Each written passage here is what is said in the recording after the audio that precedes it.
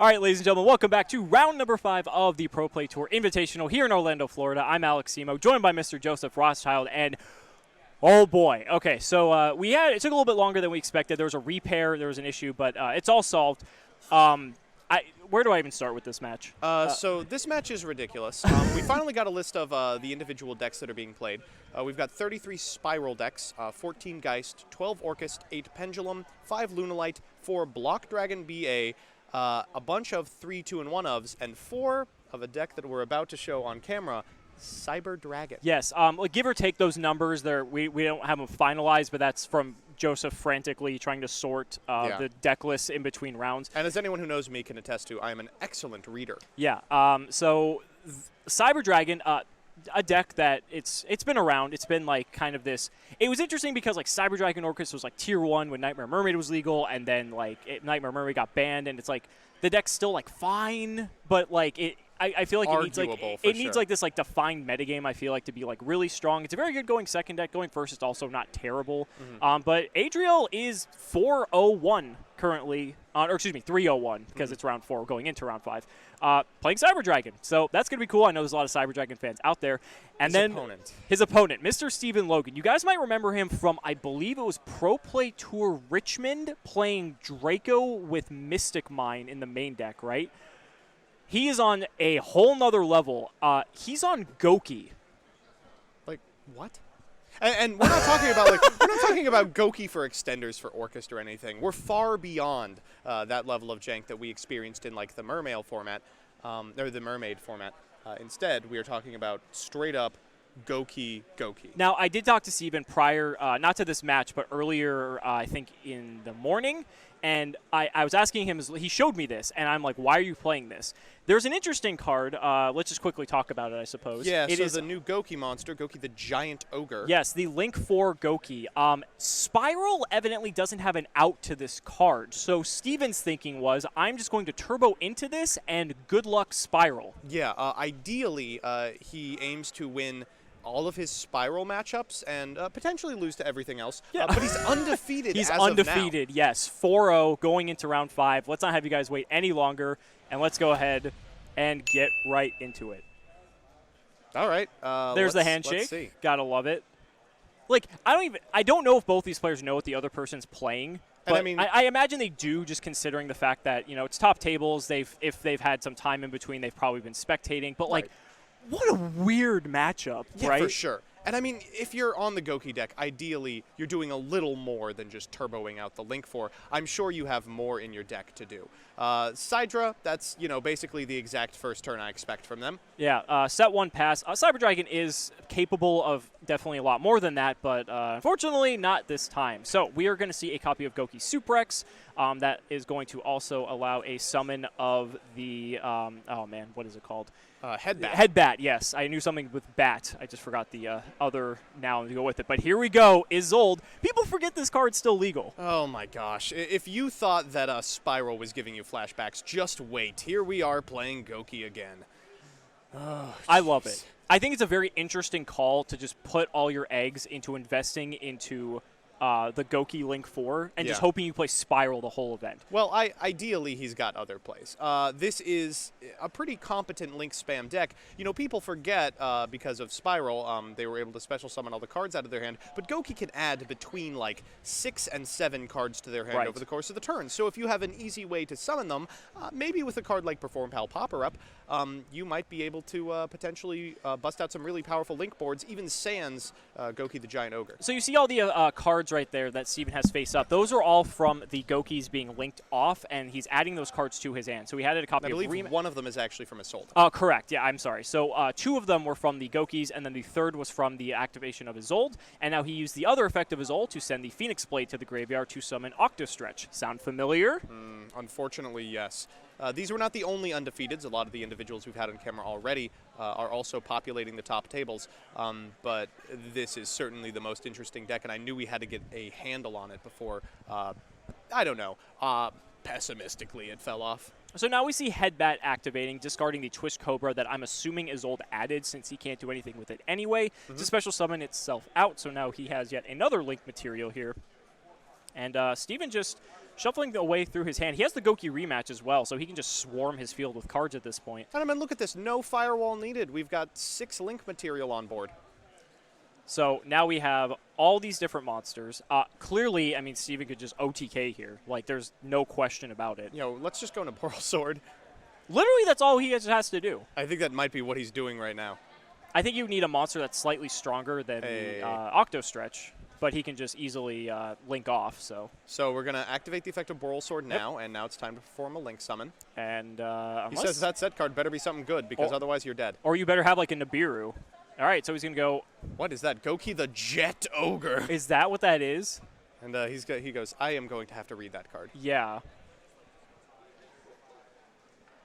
I think you're going to go ahead and pull that up for us as well. I assumed it was Jet Ogre because it looks like he has jets, and I was correct.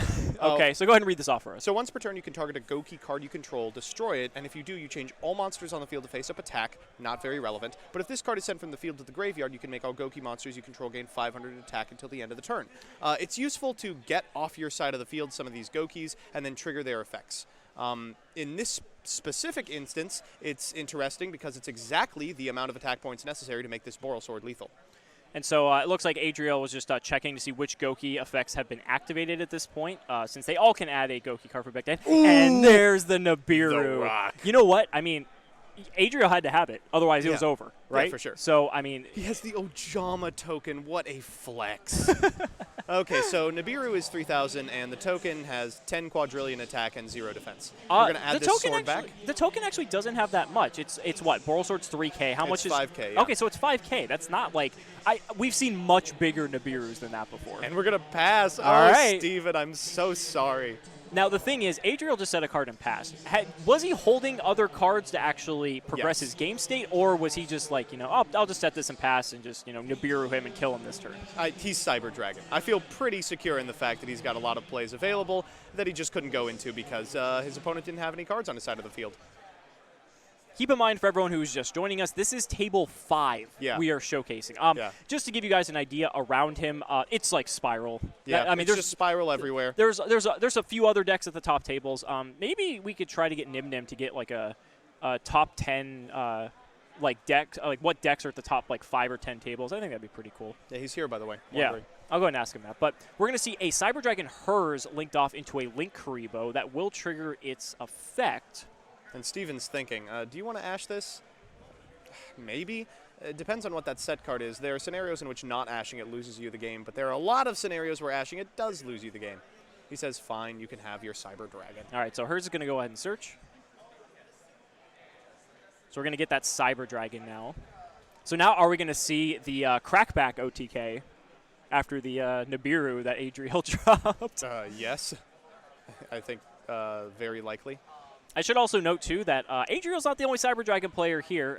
You did mention, I think there was 4 Cyber Dragons you saw in attendance. One of them was Blair Hunter. He was actually slated to be in the feature match before the repair going up against someone else. So I was like, one way or another, you guys are going to get Cyber Dragon this round. That was such a cool match, and now we'll never see it. Hopefully his opponent keeps doing well, because I hope so too. His opponent is playing something really spicy, and I think that would be good to showcase in the next feature match, but we'll see. And so Steven Logan is XO, for those of you just joining us, so 4-0. And Adriel only has a single draw. I think he might be the only XO1 currently in the field. Is this a Naxter? That is a Naxter, yes. He's going to go ahead and discard Cyber Dragon to summon that, use the effect, and that is going to get Veilered. That was an ultimate effect Veiler, it looks like, as well. So that's pretty. Wow. That actually negates and destroys. I wish. So Naxter getting negated. Kind of sucks. We're just going to battle phase here. We're taking 3K, I believe, because the Link Karibo can walk into the 0 defense token. Which I think is hilarious, that this little tiny, cute, adorable card can destroy this gigantic monolith of Nibiru token. But, and I mean, as good as that Nibiru was for Adriel, Steven has 12 cards in his hand, It's not that... And it's like, again, it's Gouki. Like, they all just replace themselves. Yeah. He did that entire play and barely lost any card advantage. So now we see Gouki into, Suprex into Suprex.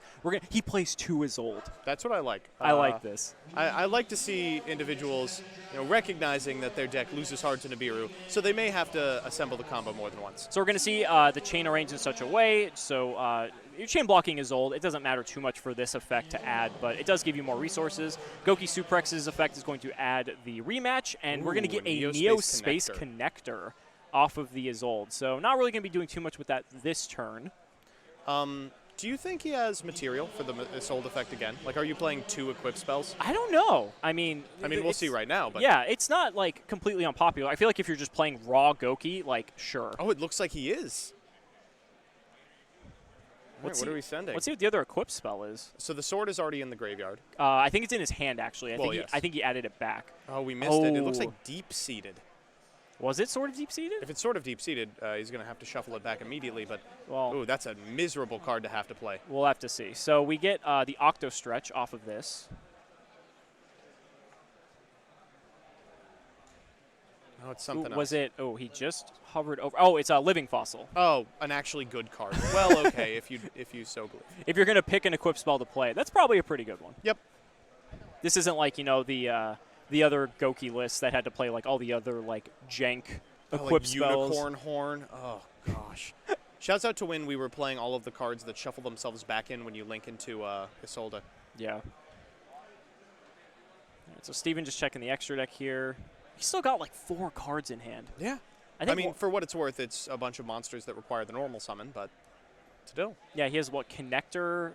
We're fairly certain he has Phoenix Blade, but he has a rematch as well. So rematch represents 2 more material he can go into. So there's a Unicorn. Absolutely free activation here. We can send the Phoenix Blade. Yep. One of the values of just playing this deck in particular, granted it hasn't seen play since it was in its prime, but having the Phoenix Blade for continuous discard fodder is so nice. Shuffling the Nibiru back into the deck so you clear that problem out of the way. I don't know what that set card is YuGiOh has. Yeah, I mean, it's been sitting there for a while. I mean, things of note would include, it could just be a copy of Overflow that he couldn't do anything with prior, but now he could do something. Yeah, I would have the read on Overflow just because it was completely dead the first turn, in which there were like straight up no light machines in the graveyard or on the field. And there hasn't really been a profitable activation of it yet. Uh-oh. We're banishing. Yeah, okay, we're getting... Oh, I'm sorry. I thought we were going into, like, BLS because I saw Isolde get banished. Oh, my goodness. How many layers of GOAT are you on? Hey, it's Gouki. It's Gouki at table 5, and it's undefeated. This man could be running on a completely other level that we are just not even worthy of understanding. So, certainly. Gouki rematch coming down. He gets to target 2 Goukis and resurrect them. Continue extending. This is nice, too, because he can pick specifically the Goukis he has not used the effects for to just continuously just regenerate the advantage. I think we actually have used the Octo Stretch effect this turn. Yeah, I think he did. I don't think he's used Twist Cobra. He's used, I think, Octo Stretch and Suprex. I mean, we've only seen one other Gouki from him, the Headbat. It's very possible that, like, he's just on a very svelte suite of Gouk. To be fair, Steven is 4-0. So, all right, now we're just making nightmares. Yep, we're going to use that. Discard, pop the Nashter. You also get a free draw from that. What's also nice about this is, doesn't this play around Overflow? Because now it's co-linked, so they won't be, because Overflow destroys, correct? It does. Yeah, so that actually does play around Overflow to a degree. Steven takes his draw. Just look at his hand. Like, he just keeps going. The problem is I think he's now out of material. Taking another quick look at the extra deck here. I don't know what you could possibly be thinking about going into that would be any kind of worthwhile. Maybe like an Necromancer? I was going to say, was that what he was looking at? I mean, that's fine. But I feel like Cyber Dragon just like can eat that up. Mm-hmm. Watch like Adriel have like a second Nibiru. It's funny because Steven's game plan routinely involves making an unkillable boss versus Spiral. Doing it against Cyber Dragon just immediately loses you the game to Mega Fleet. So Cerberus going to hit into the Link Rebo. Unicorn's going to attack directly. I believe Unicorn's 2200. And that was a pass. Yeah, ooh. Not the best, but again, it could be an instance of Steven just being out of gas. Steven does have an Ash Blossom in hand, though, and that might be, is that a Droll as well? Oh, I mean, he came to beat Spiral. Yeah. Oh, yikes. Well, as we described, like right before, I mean, he literally, the whole reason like he's playing this deck is to beat Spiral. So, Cyber Dragon getting special summon, immediately just contact fusing off for Mega Fleet, so the Unicorn gets easily dispatched of. That Mega Fleet is on 2400. This is good back and forth. Yeah. And so Mega Fleet just going to swing into the Cerberus. That's 800 going Steven's way. But if that's the play, that's exceptionally weak. But again, if Adriel does have that overflow, that technically is another card. And Adriel's setting another card, so. What other potential back row could Cyber Dragon play? Well, if you're blinding second, you could be playing like Super Polymerization. That's true.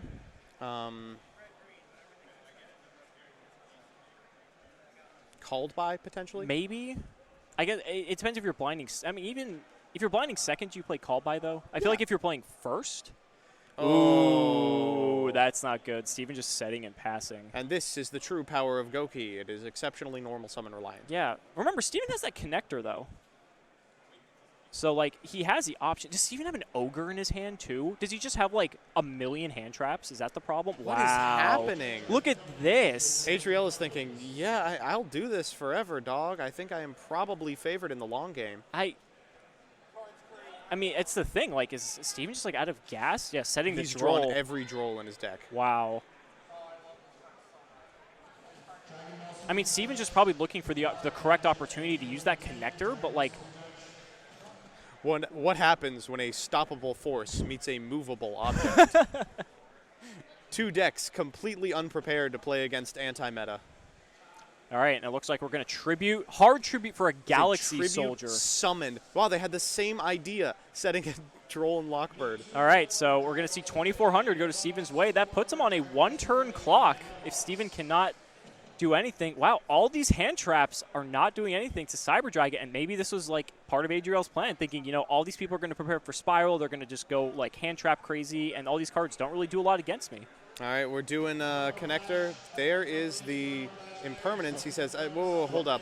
I'm also summoning Blue Mountain. He's got the Butter Spy. I mean, Impermanence is still going to be like relevant, but much less so when, of course, your opponent isn't reliant on the effect of Neospace Connector resolving in order to make a link to. I'm a bit confused. You could still use the I mean, he can just overflow, so it doesn't matter. All right, so that's game. Well, not much to say about that one except wow. This is cool though. I mean, it's cool to see just two like completely. I mean, I wouldn't say Cyber Dragon's completely off the wall. I feel like if you're going to an event, like you could expect to see a Cyber Dragon. I don't think that's completely out of the question. Gouki though, like I would just be like in shock. Another thing to note too, while these players are siding and shuffling for game two, Steven didn't have any buys. Yeah, going into this, he has hard fought his way to undefeated. I mean, it's interesting how both Steven and Adriel came prepared with decks designed almost specifically to beat Spiral. And now that they're forced to play against each other, you know, it's a little difficult. You can see Adriel is taking out a lot of spells and traps that are pretty specifically meant for what appears to be cards in Spiral's end board.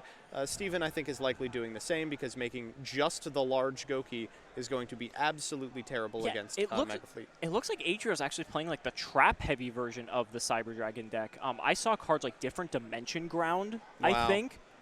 That's going in really hard. I mean, there was just I saw like compulsory evacuation devices, so he's playing like mid-range, like tempo Cyber Dragon? Like, that's so weird. I don't dislike this theory of deck building. The idea is if you're playing a deck that, like, by way of mechanics, can't assemble a turn one board very effectively, something like Cyber Dragon, something like Musket, you should, at the very least in the board, have a slew of kind of auto-win spells and traps that effectively allow you to go second while your opponent doesn't have anything set up.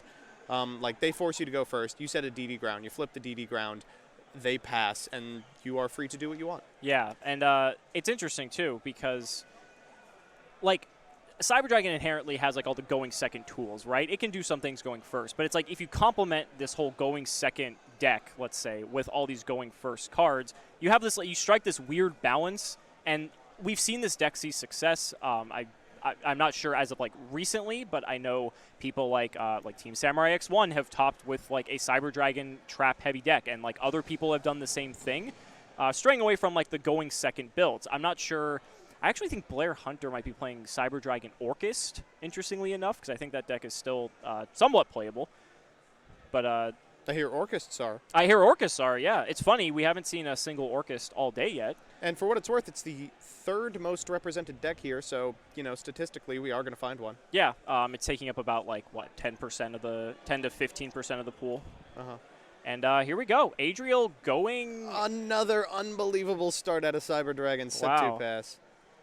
So this means that Steven let Adriel go first. Yeah, I think I like that from Steven. I mean, you know, you're playing a deck with a bunch of aggro creatures. What on earth is layer. that? That's We're playing super quant here? red layer. We haven't seen that since Monarch days. Oh my god. Well, maybe you haven't seen it. I've seen it at my locals, unfortunately. Well, that's unfortunate, but that's crazy. So we get not only the Neospace connector, but also Blue Mountain Butter Spy. So that's another free extender he gets. He's going to be able to also trigger the effect of the connector to get the Dolphin.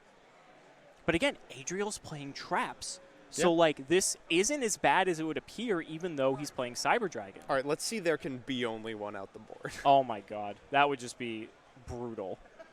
I don't think he's crazy enough to play, considering that would, like, completely thwart his whole strategy as well. Yeah, no, for sure.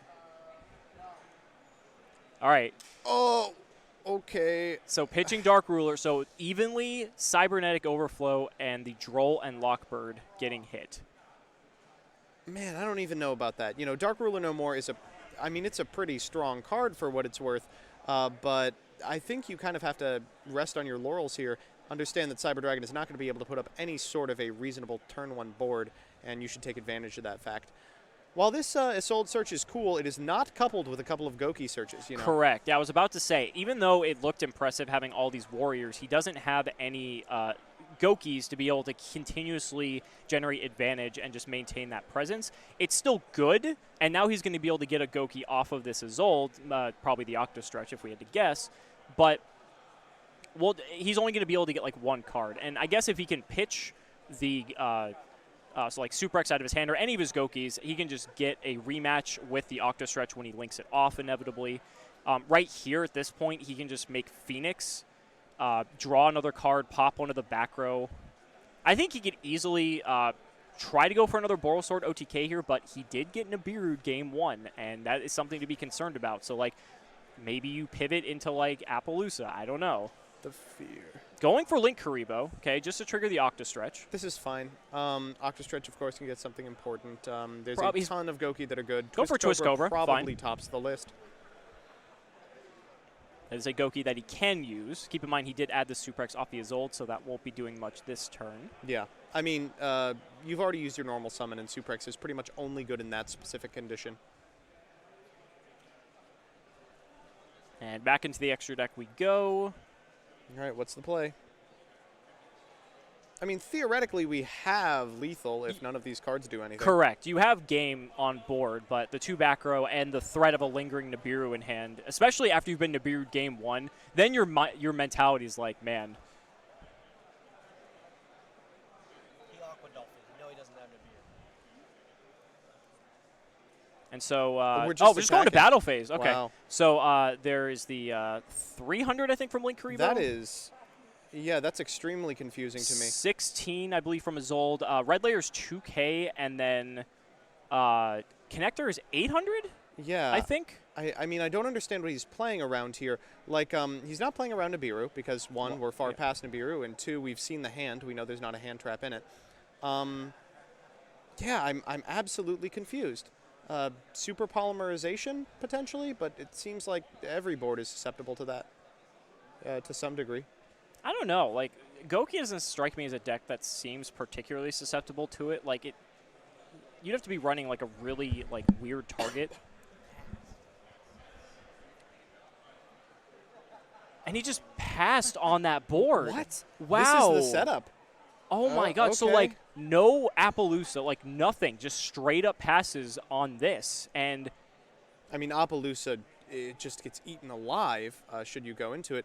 I do think he's kind of feeling the pressure of playing against a deck that runs absolutely counter to his game. And Adriel scooped. Adriel scooped to that? Wow. What? You see him laughing? I guess when you brick, you really brick. Wow. What could those sets have possibly been? For those of you just joining us, all 2,083 of you, first of all, thank you for spending your Saturday with us.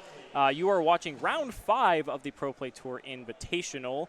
We have a Table 5 feature match in a field littered with Spiral and Altergeist and Orchist and Pendulum. Both of these players not only are at table number 5, one of which with an undefeated record, the other with only a draw, but they somehow managed to play against each other. Yeah. I mean, I would hate to have been matched up against this. You're both looking for almost specifically Spiral matchups, and frustrating to have to play against someone who is doing almost as little as you are. And YuGiOh going first, kicking things off with a Cyber Emergency. All right. Get the core. When is that card getting reprinted, by the way? Core is so good. I'm an emergency. Core is way less good when your opponent has infinite permanence. That's unfortunate. That could very well end Adriel's turn. But again, we know he's playing a ton of traps. So and there they all are. There they all are. This is Paleozoic Cyber Dragon for sure. And so we're going to link off this core here. Go ahead and make an Almirage. Yep, yes. There he is. And he's going to pass. I'm assuming that card in the middle is in Adriel's hand? No, it's a trap and defense position. I'm just curious why it's that way if it's not. But Suprex, that's a good start from Steven, and the Butter Spy. Okay. You got 2 warriors. Can't really ask for more than that. And, of course, if you have negation from Adriel's position, you're probably waiting for the assault. And we're going to see the different dimension ground. So this is really bad for Steven. Yes, this is going to make it very difficult for him because now all of his Gokis will not trigger when they're linked off because they do have to go to the graveyard. Adriel playing this, I'm not sure if it's in his main deck or his side deck, but in either case, it's good against Spiral, it's good against Orchist. Like, it's a pretty solid call, whichever way you look at it.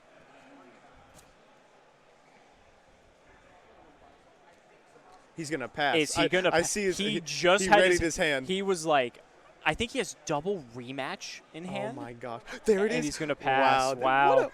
What an interesting game. Wow. All right, so now he has Core Engrave. Unfortunately, he can't use it because he has the Almirage out. Yeah, this is a weird position for Adriel, too. Like, he wants to remove the existing monsters on the field, but also doesn't really have a profitable play. Tribute summoning Galaxy Soldier is pretty low on the list of things I would want to do. For the second time this match, by the way. And we're walking in a Butter Spy, as to be expected. He'll finally set the defense position trap. Okay, so he set the defense position trap. Galaxy Soldier on the field. Now, the thing is, Gouki Suprex is live. We're going to see a Living Fossil. And that's going to be met by Called by the Grave. That's funny. 1 card in graveyard. Wow, does Steven just have all spells and no other monsters? We're actually about to see Red Layer versus Galaxy Soldier beatdown. That deck plays like 30 warriors. That's unbelievable. Okay, so he's crashing the Suprex. Is Galaxy Soldier 24 attack? It's or is it like 2000? Yeah. Okay, so we're going to take some damage here. Steven is going to go ahead and use the effect of his Suprex to search. I imagine you just have to get another Gouki. Going to go for Twist Cobra. That's fine. If he gets 2 Gokis in Grave, he can just resurrect them with the rematch he has. And now he's going to summon the Red Layer because he has no monsters. See, I told you, Red Layer beats. And here comes the Twist Cobra. He has not used his normal summon until now.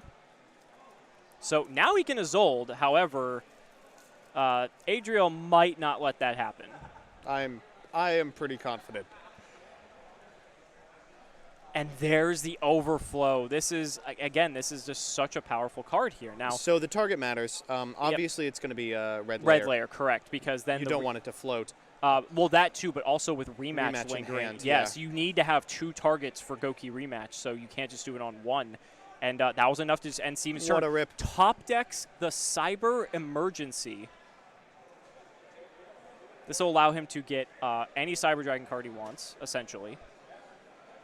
You can go for a Core, which then opens up the spells and traps. Regular Cyber Dragon doesn't do anything here. Naster's not really too good because he doesn't have another card to discard, I don't believe. Yeah, he's completely hellbent. No cards in hand. Not but a bunch of spells and traps in the graveyard. What is that last card? It's got to be something relevant. Chat's completely right. This is what happens when decks made to counter specifically Spiral have to play against each other. Yeah, that sounds about right. And so we're going to go for the core. I think this makes the most sense considering all the other options are pretty lackluster. And I mean, core isn't even great here. You walk in, deal very little damage to your opponent, and then what? I mean, turn on the remainder of the cards in their hand. Of course, he doesn't know it, but at the very least, it's searching cards from the deck. You could even just search rematch if you didn't have it already. So we get the repair plant, which is fine. I don't think he actually has a machine in graveyard, funny enough. At the moment, he obviously could just link off and just easily fix that problem. But looking at Seeger here, there's really nothing cool to do. I'm trying to think of like a link to Cyberload Fusion guesses, chat? Yeah, that could be it. that could actually be really big. Yeah, that would, I mean, we would have to see it. Okay, Now we're just attacking. doing it. So that's what, 700? And then whatever Core's attack is, 2? So 9 total. We're getting there, chat. We are getting there. Slowly chipping away. Steven is going to trigger the effect of that Twist Cobra, so he gets to add, was that an Octastretch? Yeah. That was a very aggressive attack out of Adriel. It's like, take this! Man, that Tribute Summon Galaxy Soldiers and putting in work. All right, so Cyberload Fusion is a quick play. It looks like that's not happening. He's looking at the extra. It could happen. Looking at the graveyard. It's got to be something amazing, dude. I don't think so. It would be really frustrating to search plant and then not activate it. Yep, but that's what's happened. All right, Logan from here is in the driver's seat. We fire a rematch, and now we can finally resolve the sold. Yep, that's pretty strong. And it depends because, like, let's say that back row is an impermanence because, to be fair, Adriel's never really had an opportunity to fire off an impermanence. That is true. So, looks like he's going to flip it, though. So is it something he can use in response? Oh, it's a second call by the grave. Okay, so removing the Super X, it will still summon the Twist Cobra. But that's one less card. You gotta have exactly a warrior in hand. And Steven needs another warrior, which it's just so funny because this deck plays so many warriors. We know he has an Octastretch, so he has it. I mean, yeah. So, like, did that matter? Was that a misplay call?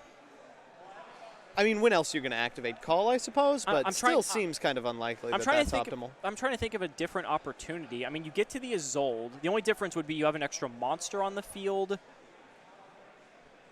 You could I'm at a loss. You could, like, potentially stop whatever he links off of with Isolde to maybe choke point, but he would still have another monster on the field, so it effectively accomplishes the same goal. It definitely slows him down. Yeah. Not having that other monster is relevant, but I don't know if it's enough. But now he just gets to search these Gokis here, so I don't think it's, like, too big a deal. Head back and summon itself out, so that effectively, like, replaces what he would have gotten off of the rematch. Yeah, really don't like that play, but I don't really know what the optimal opportunity was. I mean, look at all this. This is great, but actually Steven has already used his normal summon, so... the one Gouki Link 4 is going to have to walk away with this game. So Octastretch gets summoned.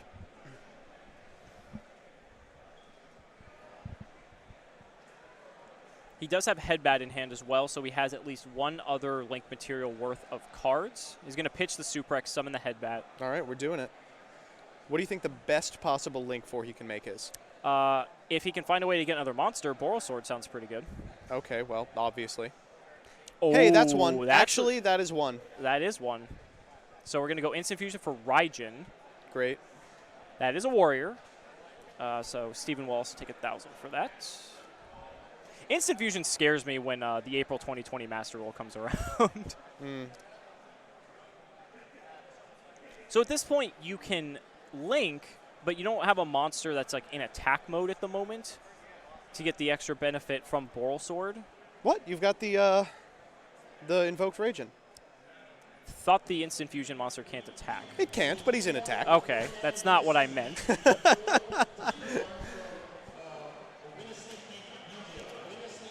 So he's going to add back the Phoenix Blade.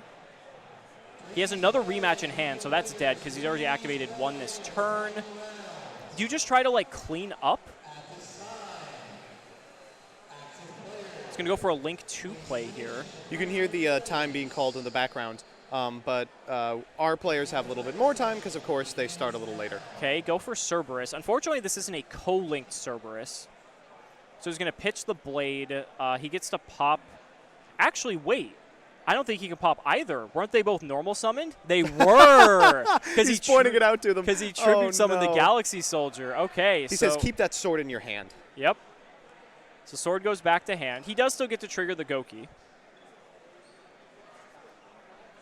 Wow, and I guess we're just making a couple of nightmares in passing. A little bit of a misstep there from Steven. In all fairness, though, I mean, it's not often Galaxy Soldier gets tribute summoned, so I think that's a fairly, like, fine mistake. Okay, but, like, how wrong is it to go into, like, Unicorn co-linked to the Cerberus and use its effect? You can't send those to the graveyard for Mega Fleet because they're not in the extra monster zone. Right. I mean, it's not the worst thing in the world. Yeah, you can spin back the Galaxy Soldier, and then you can just attack over the core, and that might be what Steven's doing here. He was going for the banish real quick before realizing, actually, the sword is still in my hand. Yeah, so he's going to go ahead, get rid of that. Spinning the core, I like that better, actually, because otherwise you would have the core engraved to be able to special summon for the next turn. Right. That's fine. Unicorn can easily attack over the Galaxy Soldier. We're going to add sword back to hand again, just to give us free fodder for our links. And Unicorn did draw a card as well. And here we go. So we're going to be 200 plus 16, so that's 1,800 going Adriel's way. This doesn't even feel like Yu-Gi-Oh! No, like it's like Magic the Gathering, like an extremely low-intensity, mid-range style match where individual monsters with ETB effects and no like quick activations are ruling the game. Now, what's interesting with this co-link is that Cerberus is protecting the Unicorn, so no destruction from card effects there. And if this Unicorn and Cerberus survives, Steven actually gets a draw. And Adriel just concedes. Absolutely amazing. Whoa. I mean, wow. Okay, well, so Steven moves on to 5-0. I mean, color me surprised. I think Steven is extremely excited to have gotten out of that match unscathed. Came to beat Spiral, and likely will be seeing Spiral for the remainder of the day because he's 5-0. Somehow ran into one Cyber Dragon player whose single Mega Fleet could have wrecked his entire game plan and walked away with the win. I am dumbfounded by how that match played out. Yeah, absolutely. I don't think like anyone could have predicted that that game was going to come out the way that it did. But again, Steven's just going to be going into a field of Spiral. Yep. I'm sure there's probably still some Orcus and some Geist up there as well. Salad as but well. We know for a fact, just based off of some of the players that were up there, we knew for a fact there was at least a couple Spiral that he's probably going to have to play in the next round, most likely. Sure. I mean, we do have the list of decks in front of us, for those of you who are asking in chat. 33 of the participants are on Spiral, followed by 14 on Geist, 12 on Orcus, 8 on Pendulum, 5 on Lunalite, 4 on Block Dragon BA, and 4 on Cyber Dragon. Everything else is 3 or lower. So Spiral, far and away the most represented deck. Honestly, it seems like a pretty good meta call. Yeah, it's obviously Magician Souls, very strong card. I don't think anyone was really expecting that, but you just see the sheer amount of players prepared to take down Spiral. And Yep. You've seen, if you've been with us for the prior feature matches, Magical Musketeer beats Spiral. Yep. Dinosaur beats Spiral. And our Dinosaur pilot is still at table number 1. Yes, he is 4-0. I'm not sure if he managed to pick up the last win. I'm trying to see if I can look over there, but there's a huge maw of people in the way. But yeah, he was 4-0 at table 1 playing Dinosaur. I think he was actually playing another Orcus, or excuse me, another Spiral. So who knows? This tournament is anyone's game, and it's exciting. I'm happy that we still have some really cool decks that are both undefeated, and in the case of Adriel, just have one draw. But yeah, it's going to be good. So time was already called in the round. I'm pretty sure we're probably just going to get straight into round 6 very quickly, since that's pretty much what's happened the last 2 rounds, since both of our games have been going pretty long. But, yeah. I mean, that's fine. That's less downtime for you guys and more Yu-Gi-Oh! You guys get to watch. So don't go anywhere. We will be back very soon.